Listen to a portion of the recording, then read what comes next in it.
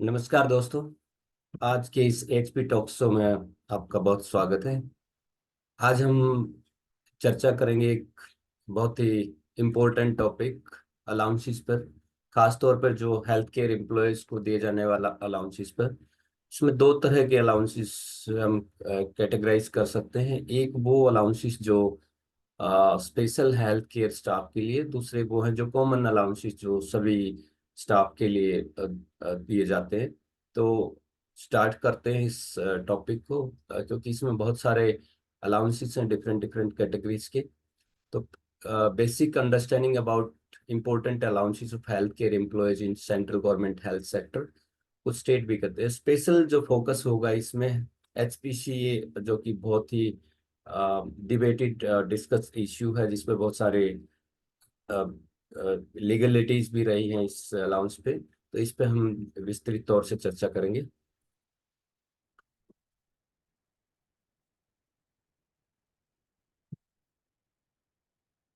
तो आज के इस डिस्कशन में हम जानेंगे कि अलाउंस क्या होता है बेसिकली, उसका कंसेप्ट क्या है, अलाउंस के पर्पज क्या है। मेजर अलाउंसेस जो है 7 CPC के टाइम पे जो डिस्कस हुए, डिसाइड हुए, मॉडिफाई हुए, उन अलाउंसेस के बारे में बहुत लंबी लिस्ट है इन अलाउंसेस की। हम सब पे चर्चा नहीं कर पाएंगे इस वीडियो में, लेकिन हमारा इस आज के इस डिस्कशन का, एचपी टॉक शो का मकसद है कि अ, कम से कम उन अलाउंसेस के बारे में हमारी समझ हो जो हमें मिलते हैं डायरेक्टली, जो स्पेशली हेल्थ केयर स्टाफ को मिलते हैं। Allied health, nursing, doctor, health care staff से है, मतलब सभी कैटेगरीज से है। तो उनको दिए जाने वाला अलाउंसेस के बारे में हमारी समझ हो, ताकि यदि कोई किसी लेवल पे कंपैरिजन भी हो तो वो जस्टिफाइड हो, जेन्युइनली कंपेयर हो। इस तरह से ना हो कि किसको क्या अलाउंस मिलता है। और अलाउंसेस के बारे में बहुत सारे मॉडिफिकेशंस, रिकमेंडेशंस भी 7 CPC के दौरान हुए। बहुत डेलिब्रेट डिस्कशन इस पर रहा। उसमें हम डिस्कस करेंगे क्या क्या अलाउंसेस थे जिन पर सरकार ने जो है पहली बार काफी चेंजेस किए थे। इसी में आगे चर्चा करेंगे कि कॉमन अलाउंसेस क्या हैं, और कॉमन अलाउंसेस के में अब किन किन अलाउंसेस पे जो है डे का इम्पैक्ट आएगा, किन किन अलाउंसेस को बढ़ाया जाएगा। स्पेशल जो अलाउंसेस हैं जो हेल्थ केयर स्टाफ के, उनमें किन किन में बढ़ोतरी संभावित है। तो उसमें जो है एचपीसीए, उसके बारे में nursing allowance, non practice allowance जो डॉक्टर्स को दिया जाता है उसके बारे में, क्या ये बढ़ाया जाएगा नहीं बढ़ाया जाएगा। ड्रेस अलाउंस, एक ओटीए होता है allowance, limited health care staff को नर्सिंग में दिया जाता है, उस पर चर्चा होगी। और इनके बारे में, जो इन अलाउंसेस के बारे में बहुत सारे इश्यूज हैं, ऑन गोइंग इश्यूज हैं, उनके बारे में चर्चा करेंगे। और इस तरह से फिर इस सेशन की क्लोजिंग में जो है कुछ क्वेश्चन एंड आंसर होंगे। तो हम स्टार्ट करते हैं कि अलाउंस क्या होता है और क्यों दिया जाता है, बेसिकली इसका कंसेप्ट क्या है, इसका पर्पज क्या है। An allowance is an important money given or allotted usually at regular interval for a specific purpose, which could be weekly, monthly, or yearly. Generally, allowance are not considered as part of salary except few exceptions. तो एक बहुत ही simplified तरीके से हमने इसको समझने की कोशिश की है। ये एक जनरल डेफिनेशन है इसकी, कि अलाउंसेस सैलरी नहीं है। अलाउंसेस एक स्पेसिफिक एक अमाउंट है जो रेगुलर बेसिस पे दिया जाता है। और ये नॉर्मली वीकली तो नहीं होता है, बट हो सकता है मंथली और ईयरली बेसिस पे इसको दिया जाता है। और जो अलाउंसेस हैं वो सैलरी का नॉर्मली पार्ट नहीं होते। सैलरी से मीन्स वो बेसिक का पार्ट नहीं होते, एक्सेप्ट फ्यू जो एग्जांपल हो सकते हैं। तो ये एक तरह का एडिशनल अमाउंट है जो पे को कंपनसेट करने के लिए दिया जाता है। इसको हम ऐसे समझ सकते हैं कि बहुत सारे स्पेसिफिक टास्क हैं, कुछ जनरल मैट्रिक्स हैं डिफरेंट डिफरेंट एरिया के, जो सैलरी को डिसाइड करते हैं। लेकिन कुछ एरिया बहुत इंपॉर्टेंट हैं जहाँ पे हम कुछ स्पेसिफिक रिस्क से जिस रिस्क ओरिएंटेड जॉब में इन्वॉल्व होते हैं, या बहुत ज़्यादा हार्डशिप होती है। इस तरह के जॉब में जो है उसके रिस्क को कंपनसेट करने के लिए, उसके हार्ड वर्क को, हार्डशिप को कंपनसेट करने के लिए, उसके एक्स्ट्रा एफर्ट्स को, एम्प्लॉय के एफर्ट्स को अप्रिशिएट करने के लिए अलाउंसेस एक तरह से का कंसेप्ट है। और वो अलग अलग जो है लेवल है, रेट है अलाउंसेस का, अलग अलग कैटेगरीज के लिए, अलग अलग टाइप के अलाउंसेस के लिए। तो हम समझ सकते हैं ये एक एडिशनल अमाउंट है सैलरी के साथ, जो कि स्पेसिफिक पर्पज के लिए और रेगुलर इंटरवल पे दिया जाता है, तो अलाउंस वो होता है। मेजर अलाउंसेस जो हैं, 7 CPC ने जो है बहुत सारे अलाउंसेस के बारे में डिस्कस किया है। और यदि हम उसके बाद, आपको याद होगा कि 7 CPC में पहली बार इन अलाउंसेस को, अब तक के जो अलाउंसेस जो डिफरेंट पे कमीशन में इंट्रोड्यूस हुए, गवर्नमेंट के द्वारा इंट्रोड्यूस किए गए, बहुत डेलिब्रेट डिस्कस हुआ। उसका कारण ये था कि पे कमीशन की रिपोर्ट के बाद भी एम्प्लॉयज के बीच थोड़ा अनरेस्ट था अलाउंसेस को लेकर के। अरे अला- वो उसकी वजह भी ये थी कि पे कमीशन ने एग्जिस्टिंग जो अलाउंसेस थे उन पे चर्चा तो की, लेकिन तब भी बहुत सारे अलाउंसेस में मॉडिफिकेशंस जो एक तरह के रिकमेंडेशन नहीं हो पाए थे। तो इसके बाद से एक एम्पावर कमेटी ऑफ सेक्रेटरीज जो फॉर अलाउंसेस, एक कमेटी कॉन्स्टिट्यूट की गई अलाउंसेस के लिए। और उस कमेटी को ये जिम्मा दिया गया कि अब जो पे कमीशन ने अलाउंसेस को डिस्कस किया है, उन अलाउंसेस पे विस्तृत तौर से एग्जामिन किया जाए, और उसमें जो भी अबोलिश होने हैं, जो रिकमेंड किए जाने हैं, उन पे हमें एक तरह से एडवाइस किया जाए। तो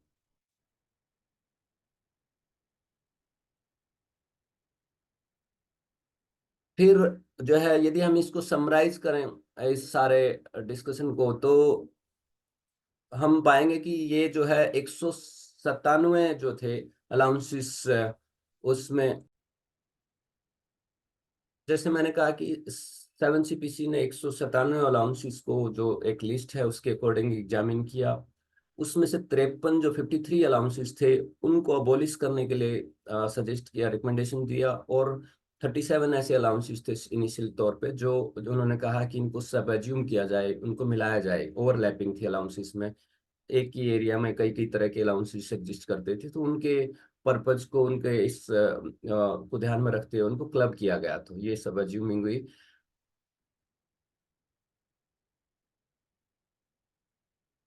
तो जब इनको मर्ज किया गया और रिपोर्ट के बाद, जब रिपोर्ट में इनको फिर से एग्जामिन किया गया, तो फिर मॉडिफिकेशंस हुए कि गवर्न जो है 34 आउट ऑफ दिस 37, जो 34 थे उनमें मॉडिफिकेशन सजेस्ट किए गए। पर रिपोर्ट के बाद भी गवर्नमेंट ने डिसाइड किया, उस रिपोर्ट के आधार पर भी, कि 12 ऐसे अलाउंसेज जिनको हालांकि रिकमेंडेशन थी, लेकिन उस उनको अबॉलिश नहीं किया जाएगा इन view of the functional requirement. और 3 ऐसे अलाउंस थे जिनको मर्ज क्लब किया गया था, उनको भी जो है दोबारा से उन्होंने रिटेन करने के लिए रखा, क्योंकि वो यूनिक थे नेचर में। और इन सब को, आपको याद होगा पे कमीशन की जो सैलरी स्ट्रक्चर है उसकी date, cut off date different थी, लेकिन अलाउंसेस में जितना डिस्कशन डिबेट हुआ इसमें टाइम लगा।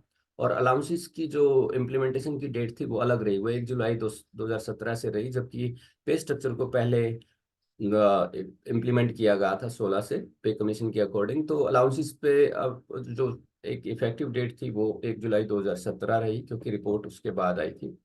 आप ये हो सकता है आप ऐसा समझे कि आज इसकी, क्योंकि 17 से रिकमेंडेशन है, हम आप 24 में इन सब पे दोबारा से चर्चा क्यों कर रहे हैं।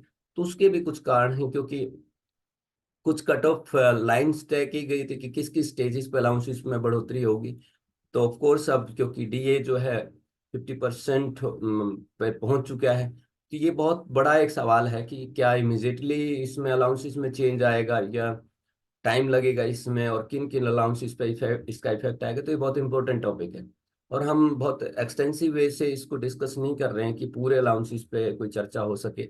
लेकिन जो हेल्थ केयर स्टाफ को इफेक्ट करते हैं उनके जो अलाउंसेस हैं, उस स्कोप के साथ इस वीडियो को हम आज मतलब डिस्कस कर रहे हैं आपके साथ।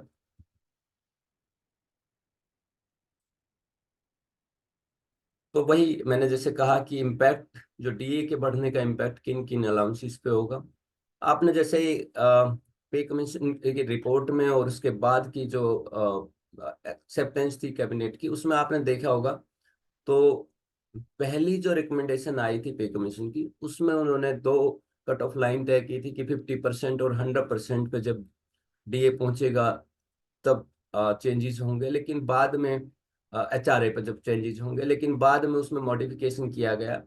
और उसमें 25 और 50 के स्लैब किए गए। इसलिए आपको याद होगा 25% जब डीए हुआ तब भी एचआरए में चेंजेस आया, लगभग 3% का, और अब जब 50% होगा तब भी एचआरए में चेंजेस आएगा।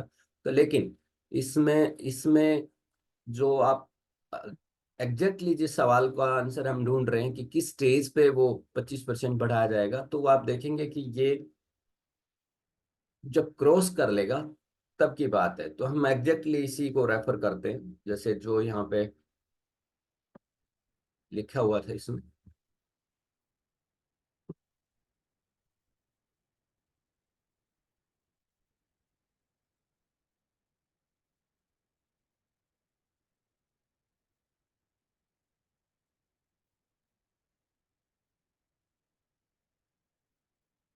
तो ये तो इसमें यदि आप देखेंगे, ये मिनिस्ट्री ऑफ फाइनेंस की जो प्रेस रिलीज जो उस टाइम पर अलाउंसेस को एक्सेप्ट किया गया था उसके बाद की ये प्रेस रिलीज है।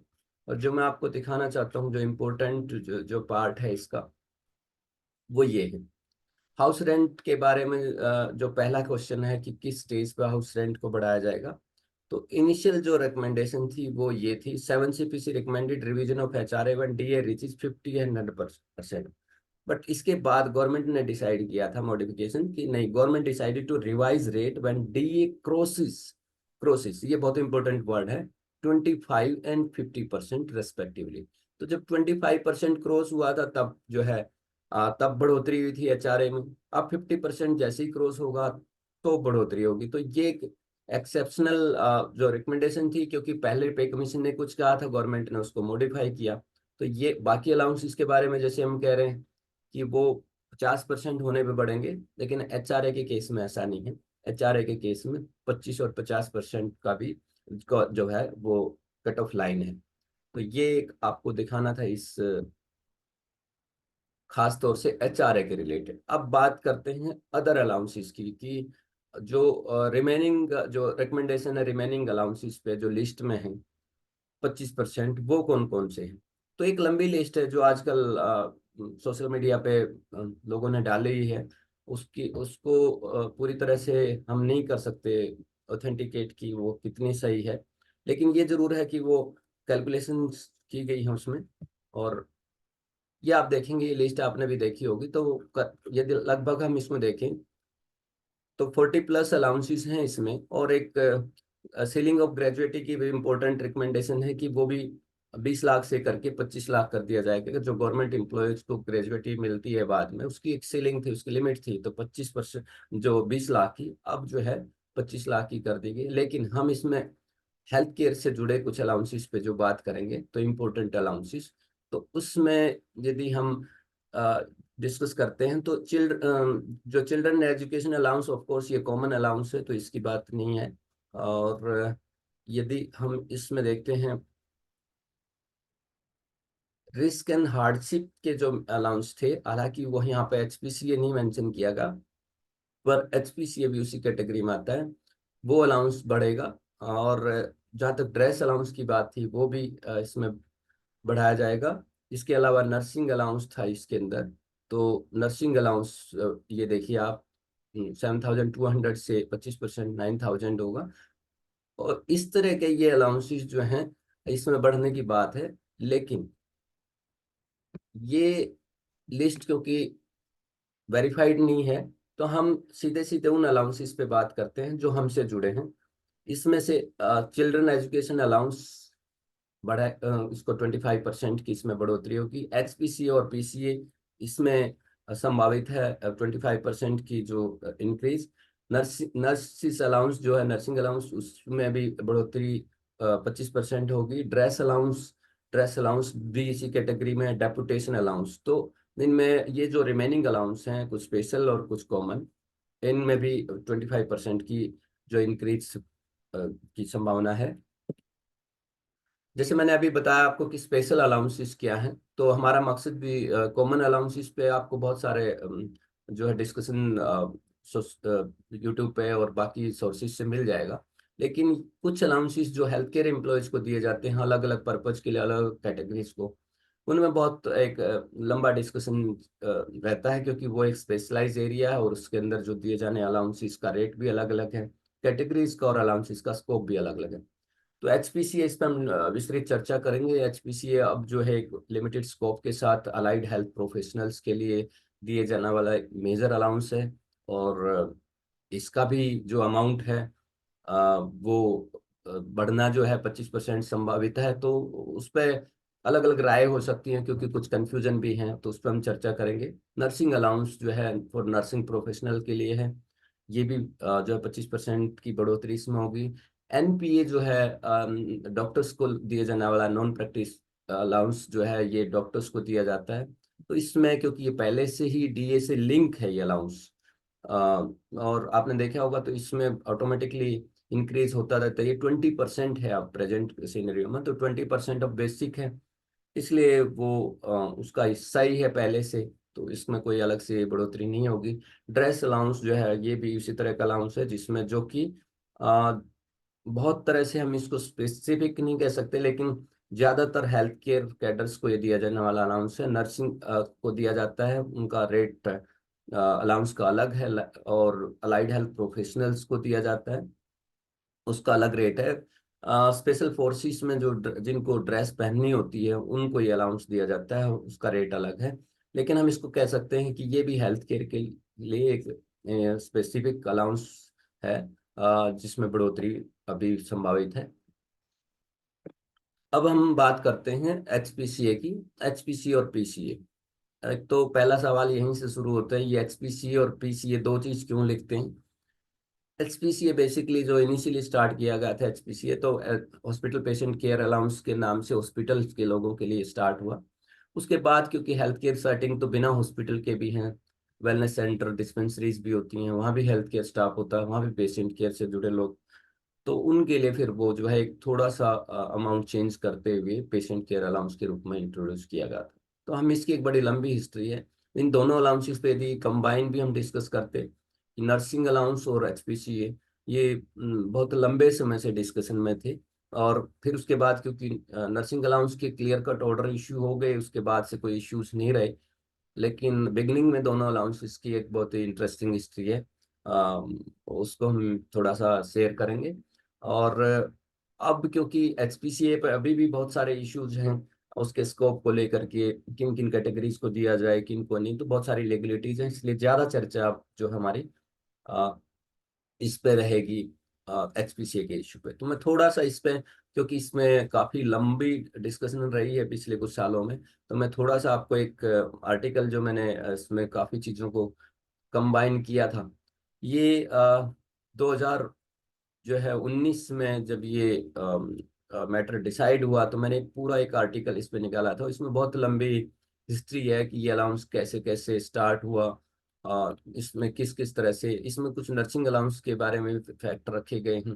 तो ये पूरी एक तरह से इसकी जर्नी है, और अब कहाँ कहाँ कंटेंशन है, कहाँ कहाँ डिसएग्रीमेंट है डिफरेंट लेवल पे इस अलाउंस को लेकर के, इसके स्कोप को लेकर के, तो इसके किन किन रेफरेंसेस को यूज किया गया था, किस किस लेवल पे इसमें प्रोटेस्ट वगैरह वे legal course of action follow किया गया, तो ये एक पूरा आर्टिकल है इस पे।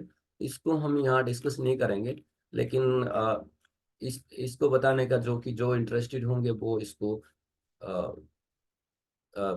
सोशल मीडिया से एक्सेस कर सकते हैं, ये आर्टिकल अवेलेबल होगा। इसी के बाद एक इम्पोर्टेंट डेवलपमेंट थी इसमें, 2004 में गवर्नमेंट ने बार बार इस पे डिस्कशन हो रहा था एक्सपेंडिचर को, क्योंकि अलाउंसेस को डिसाइड करना होता है। तो 2004 में गवर्नमेंट की तरफ से बोला गया हेल्थ मिनिस्ट्री को कि इस पे गाइडलाइन बनाई जाए, इसका स्कोप तय किया जाए। तो 2004 में इस पे कुछ गाइडलाइन बनी थी, हालांकि उस दौरान भी कुछ कमियां रही उस अलग अलग लेवल पे उसके स्कोप को डिफाइन करने में, तो वो फिर आगे कंटिन्यू रही।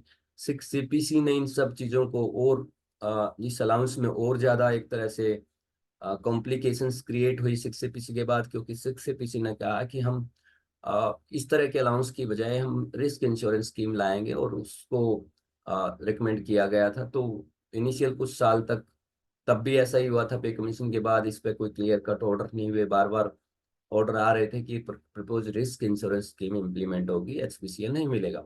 उस पर बहुत सारे प्रोटेस्ट और डिसएग्रीमेंट रहे एम्प्लॉय की तरफ से, और फिर उसके बाद 2-3 साल बाद फिर ये फाइनली ऑर्डर इश्यू हुए कि रिस्क इंश्योरेंस स्कीम नहीं आएगी, और उसी एग्जिस्टिंग अमाउंट को एक तरह से डबल कर दिया गया था। तो 6 सीपीसी के बाद भी ये काफी डिबेट में रहा इशू। फिर सेवन्थ आया, तो सेवन्थ के बाद भी लगभग 2 साल तक इस पे कोई ऑर्डर इश्यू नहीं किया। अकेला अलाउंस था जिसके ऊपर कभी कोई ऑर्डर नहीं आया। 17 से लेकर के 19 तक इसमें ऑर्डर ही नहीं था। तो फिर एम्प्लॉयज को, ऑर्गेनाइजेशन को जो है, इसमें ज्वाइंट फोरम ने ये केस फाइल किया कि इसका ऑर्डर क्यों नहीं है 7 सीपीसी के हिसाब से। और पहला केस जो 264/2018 में फाइल किया, तो उसके बाद से उन्होंने जो है, गवर्नमेंट ने इस पे एक ऑर्डर इशू कर दिया, लेकिन उसमें बहुत ही लिमिटेड स्कोप डिफाइन किया कि जिन लोगों को एक कट ऑफ डेट दी कि इस जुलाई तक जिन लोगों को मिलता था उन्हीं को कंटिन्यू रहेगा। उसमें तो बहुत ही कंफ्यूजन था कि क्या नई अपॉइंटमेंट ग्रुप बी में होगी, क्या उसे नहीं मिलेगा। और ग्रुप बी को वो शुरू से दे नहीं रहे थे, बहुत ही कंटेंशन था इस इशू में। तो वो ऑर्डर किसी भी काम का नहीं था, क्योंकि उसमें तो ये क्लियर ही नहीं था कि जो नई अपॉइंटमेंट होगी क्या ग्रुप बी उसको नहीं मिलेगा। और सी और डी की बात थी, सिर्फ डी वैसे ही नहीं रह गया था। तो एक तरह से मेजोरिटी ऑफ एम्प्लॉय जो अपग्रेड हो चुके हैं बी में, तो उनको उसके कोर्ट के ऑर्डर के बावजूद भी जो ऑर्डर निकला उसमें भी कुछ हल नहीं हुआ। फिर दोबारा से जो है कोर्ट केस फाइल हुआ 3517/2018 में कि इस ऑर्डर से इश्यू रिजोल्व नहीं हो रहा है और मैक्सिमम जो एम्प्लॉयज हैं उनको ये अलाउंस नहीं दिया जा रहा है ग्रुप बी और ए में। फिर दूसरी बार जो ऑर्डर आया वो बहुत ही एग्जाम्पलरी था, बहुत ही लैंडमार्क ऑर्डर था, जिसने इस इशू को बहुत डिटेल में डिस्कस किया और ऑर्डर किया। और उसके बाद जो है मिनिस्ट्री ऑफ हेल्थ ने, एक्सपेंडिचर ने ऑर्डर इशू किया, तब ये पूरे देश भर के अलाइड हेल्थ पर अर्स्टवाइल जो पैरामेडिकल स्टाफ थे उनके इस इशू को सेटल किया जा सका। तो ऑर्गेनाइजेशन ने काफी इस पे कोशिश की। Coming back to this history, ये एक बहुत ही लंबा, मैंने कहा कि डिबेट किया जाने वाला इशू है। ये एम्प्लॉयज ने इनिशियल जो स्टार्टिंग फोर्थ सीपीसी, बहुत पीछे की बात है ये 1987 की, उन दिनों में एम्प्लॉयज और नर्सिस ने इस तरह के अलाउंस के लिए एचपीसी नहीं, वो भी एक रिस्क अलाउंस की बात कर रहे थे। क्योंकि थर्ड सीपीसी से एक्चुअली कोई एक कुछ लिमिटेड कैटेगरीज को अलग अलग इंडस्ट्रीज में, अलग अलग डिपार्टमेंट में एक रिस्क अलाउंस के तौर पे दिया जाता था, बहुत ही लिमिटेड स्केल पे, वो हेल्थ में नहीं था। तो उन जो एम्प्लॉयज को रिस्क के नाते कुछ अलाउंस दिया जाता था, उसकी तर्ज पे फोर्थ सीपीसी में जब एम्प्लॉयज ने डिमांड की कि हमें भी ऐसा एक अलाउंस दिया जाए, और रिस्क क्योंकि हम हेल्थ केयर में हैं, और हेल्थ केयर में नर्सिंग ने भी बहुत जोर शोर से इस डिमांड को उठाया, अदर एम्प्लॉयज ने भी उठाया। तो पे कमीशन के रिपोर्ट के बाद ही गवर्नमेंट ने जो है इस तरह की एक डिपार्टमेंट ऑफ हेल्थ, क्योंकि हेल्थ नोडल मिनिस्ट्री थी, उसकी एक कमेटी कॉन्स्टिट्यूट की गई। और उसमें इन 3 मेजर कंपोनेंट को शामिल किया गया कि ऑक्यूपेशनल रिस्क कहाँ कहाँ है हेल्थ केयर में, नाइट वेटेज के एलिमेंट को शामिल किया गया, और and to meet the additional dietary need for health employees. ये बहुत जरूरी है जानना, क्योंकि कई बार हम कहते हैं ये अलाउंस मुझे क्यों नहीं मिलता, ये अलाउंस मुझे क्यों नहीं मिलता, तो हेल्थ केयर में क्यों दिया जाता है। ये 3 फैक्टर्स को शामिल किया गया इन उनकी डिमांड पे। और ये हिस्ट्री थी, तो फोर्स कमेटी ने जो है एक तरह से रिकमेंड किया इन सारे फैक्टर्स को, और कि जो भी पेशेंट डीलिंग में है, जो इन्फेक्शियस डिजीज से डील करते हैं, जो एक तरह से पॉइजनस केमिकल्स और ड्रग्स को डील से जिनका वास्ता है, उनके लिए ये एक इस तरह के अलाउंस की बात हुई। तो पहले से जैसे मैंने कहा कि नाइट वेटेज के रूप में, रिस्क के रूप में थर्ड सीपीसी से भी कुछ लोगों को इस तरह का अलाउंस मिलता था, लेकिन इस कमेटी ने सारे फैक्टर्स को शामिल किया, नाइट वेटेज को भी शामिल किया, रिस्क को भी। और कमेटी ने ये भी कहा कि इनको हेल्थ केयर एम्प्लॉयज को एडिशनल डाइटरी सपोर्ट की जरूरत है to take care of preventive and nutritional need, क्योंकि ये बहुत ही हाईली इन्फेक्शियस एनवायरनमेंट में काम करते हैं, और जो बैक्टीरिया एंड वायरस से एक्सपोज होते हैं, तो इसलिए इनको एक डाइटरी कम असेंशियल डाइटरी रिक्वायरमेंट भी है। तो आप समझ सकते हैं कि नाइट वेटेज, रिस्क, इन्फेक्शन, इन सब इंपॉर्टेंट फैक्टर को ध्यान में रख के ये इनिशियल रिकमेंडेशन आई। और इनिशियल रिकमेंडेशंस की जब हम बात करें, तो मिनिस्ट्री ऑफ हेल्थ ने उन कमेटी के रिकमेंडेशंस को एक्सेप्ट किया, बट ये बहुत ही उस टाइम के हिसाब से हो सकता है सिग्निफिकेंट अमाउंट हो। तो जो एचपीसीए था, जिसको बाद में पीसीए भी किया गया डिफरेंट सेटिंग के लिए, उसका जो रेट इनिशियली इंट्रोड्यूस किया गया वो 80 रुपये और 75 रुपये था, ग्रुप सी एंड डी के लिए, नॉन मिनिस्ट्रियल के लिए। पहले दिन से इन्होंने नॉन मिनिस्ट्रियल किया इसको, जो हॉस्पिटल में काम करते हैं। 1/12 1987 से इसको जो है, मतलब पहले क्योंकि कमेटी की रिपोर्ट आई थी, लेकिन उसको बाद में 1 अप्रैल से लागू कर दिया गया था। ये पे कमीशन के बाद की बात है। जैसे इस बार हुआ था ऐसे ही तब भी हुआ था कि अलाउंसेस पे डिस्कशन हुआ बाद में, तो बाद में ये रिपोर्ट आई और बाद में ही इसको इम्प्लीमेंट किया गया। तो 1 अप्रैल 1987 से आप मान सकते हैं कि ये अलाउंस स्टार्ट हुआ। लेकिन जैसे ही इसमें उसके बाद से जो मैंने कहा डिस्पेंसरीज के लोगों ने भी एक तरह से वो किया, और उनको भी एक थोड़े से कम अमाउंट के साथ इसको जो है इंट्रोड्यूस किया गया। नर्सिंग अलाउंस को यदि आप बात करें तो उसी टाइम में 150 रुपीज के रूप में इसको इंट्रोड्यूस किया गया फर्स्ट टाइम, उनकी तरफ से, जो कमेटी है गवर्नमेंट की तरफ से। लेकिन उसके बाद बहुत सारे इस पे प्रोटेस्ट हुए, एक तरह से बहुत जोर शोर से लोगों ने उठाया कि नहीं, ये अमाउंट सफिशिएंट नहीं है। और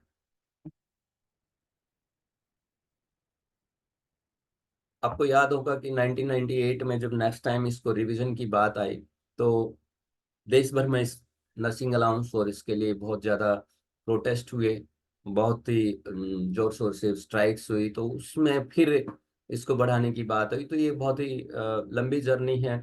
यदि मैं बैकग्राउंड की बात करता हूँ, पॉलिसी गाइडलाइन एचपीसीए पर भी मैं बात करता हूँ, तो स्टार्टिंग लगभग इन दोनों अलाउंसेस की एक साथ हुई थी। और 2004 में कुछ पॉलिसी गाइडलाइन बनाई गई। 2006 में जो है रिकमेंडेशन आई, लेकिन उनमें कुछ और बात आई कि ये इस अलाउंस को डिसकंटिन्यू किया जाएगा।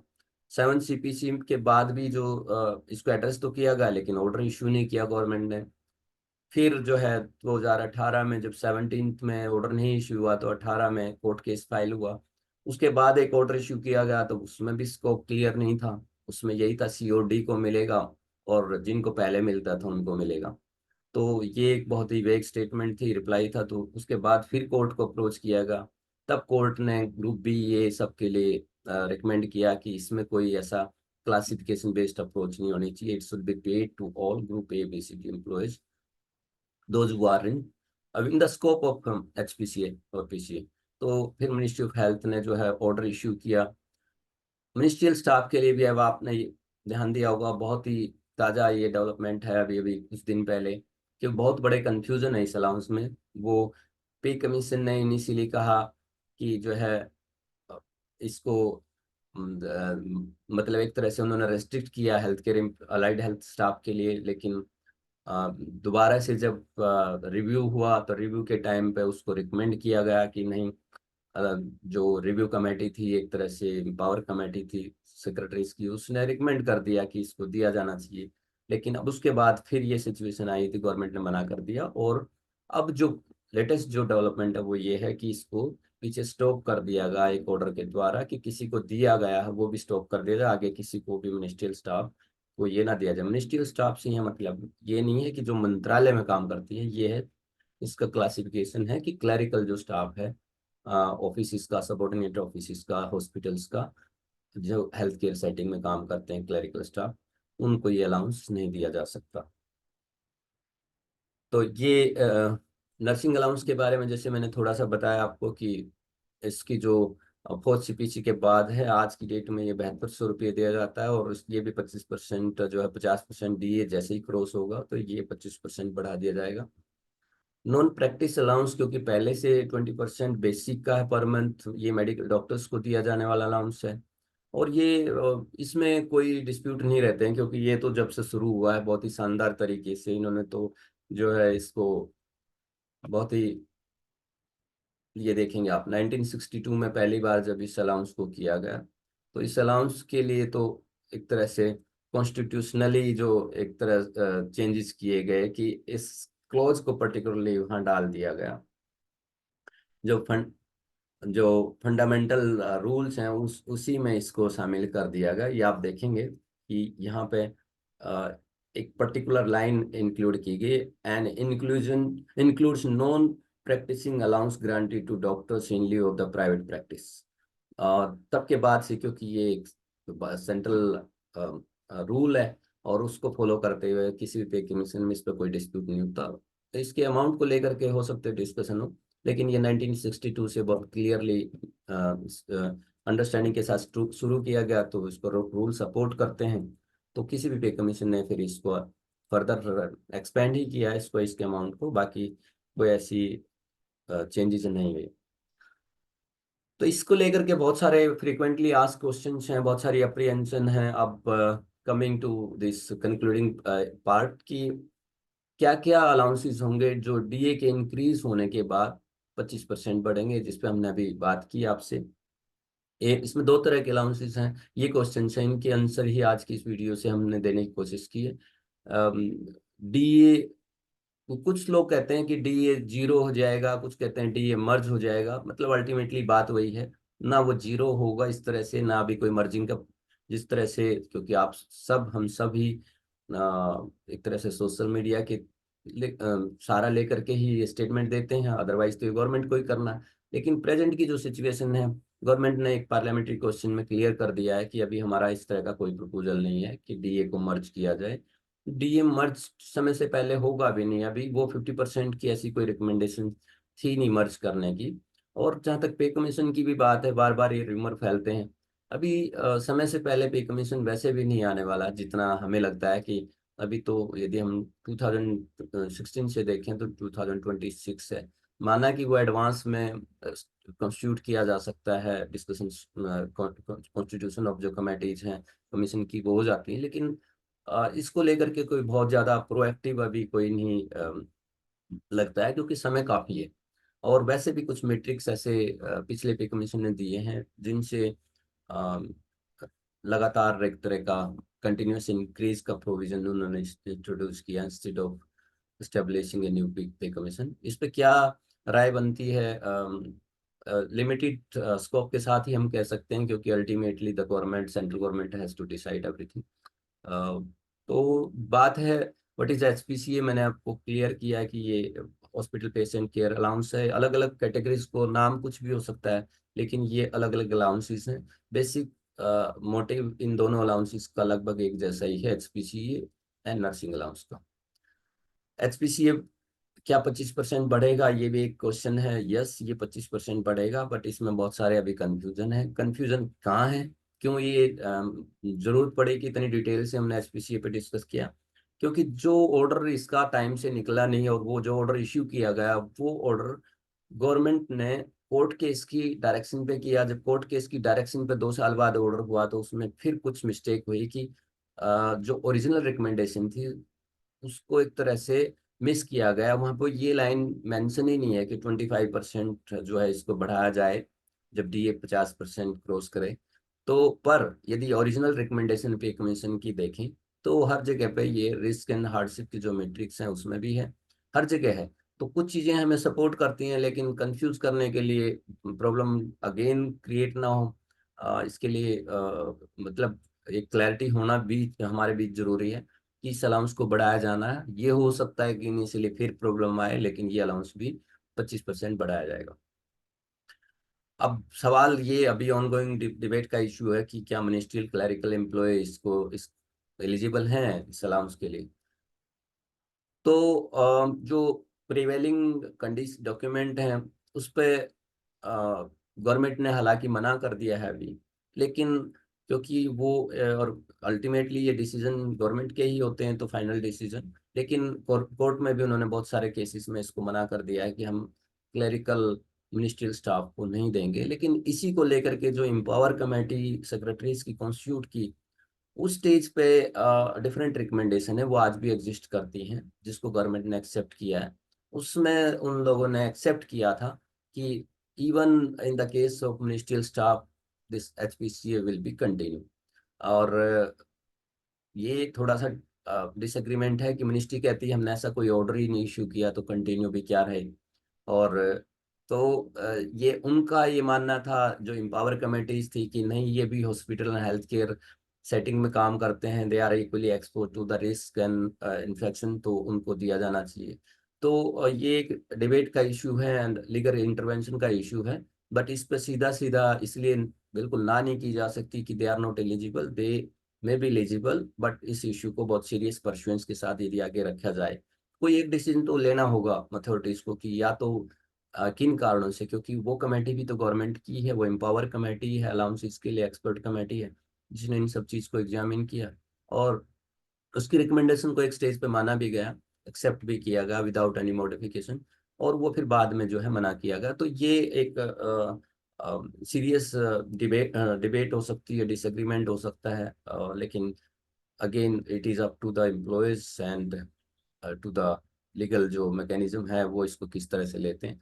बट अभी आज की स्टेज ये है कि ये क्लरिकल मिनिस्टर स्टाफ को नहीं दिया जाता, और इसके लिए क्लियर कट ऑर्डर इशू हो चुके हैं। नर्सिंग अलाउंस की जो बात है वो 25% बढ़ाया जाएगा, जैसे बिल्कुल क्लियर उनके ऑर्डर में भी है और पॉलिसी डॉक्यूमेंट्स में भी है। एनपी का जैसे मैंने बताया, इसमें कोई अलग से इंक्रीज, एक रिवीजन नहीं होगा, क्योंकि ये अलाउंस पहले से डी इससे लिंक है, और इसमें तो परसेंटेज में है, ये 20% है बेसिक का, ये तो बहुत ही शानदार तरीके से इंक्रीज होती है इसमें। तो इसमें ड्रेस अलाउंस भी इंक्रीज होगा 25%।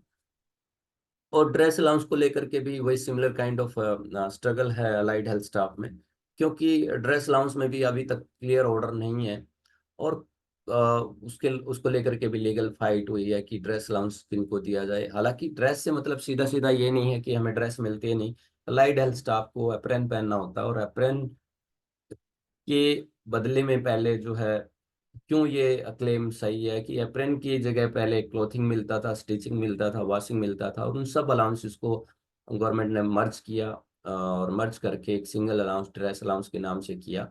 अब ये कंफ्यूजन ना हो कि ड्रेस तो होती नहीं इसलिए ड्रेस अलाउंस कैसा, क्योंकि वो अप्रेन मिलता था और वो कहीं विड्रॉ नहीं हुआ, वो अलाउंस वो एक तरह से वो कंटिन्यू है, और उस अलाउंस के अभी भी apron without any restrictions of classification of post सबको पहनना होता है।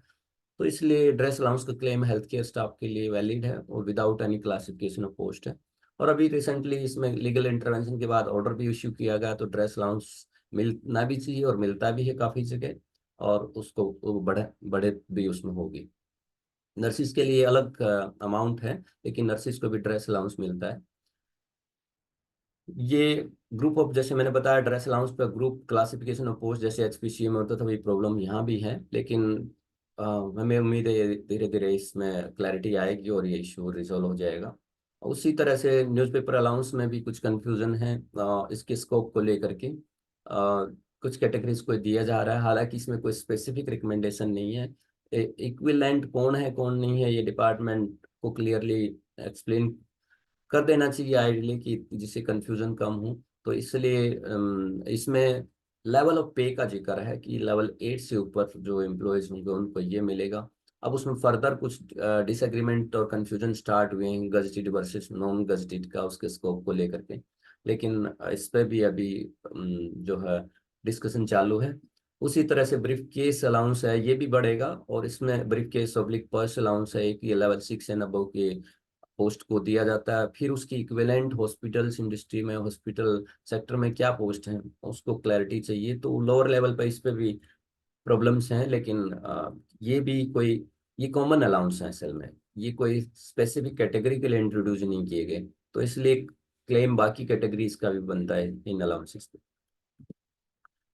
इसको लेकर के बहुत सारे आपके सवाल हो सकते हैं, बहुत सारे क्वेश्चन हो सकते हैं, तो इस वीडियो के अंत में आप सब पूछ सकते हैं, और कोशिश करेंगे हम जिन अपनी जानकारी के हिसाब से आपको हम रेस्पॉन्ड करें डिफरेंट इन इम्पोर्टेंट इश्यूज पर। तो आज की इस वीडियो का बेसिक मकसद हमारा यही था कि आपकी जानकारी हो, क्लियर जानकारी हो, सिर्फ इतना ही ना हो कि इस कैटेगरी को ये अलाउंस मिलता है और इसको ये मिलता है तो मुझे भी मिले। उसका आधार यदि आपको ठीक से पता होगा, उनकी समझ होगी, क्या अलाउंसेस बढ़ाए जाएंगे क्या नहीं बढ़ाए जाएंगे, किन किन कौन कौन से अलाउंसेस जो हेल्थ केयर स्टाफ के लिए हैं, और उनका क्या स्कोप है, क्या पर्पज है, कैसे वो शुरू हुए, इस पर हमने कोशिश की इस छोटी सी वीडियो के थ्रू आप तक।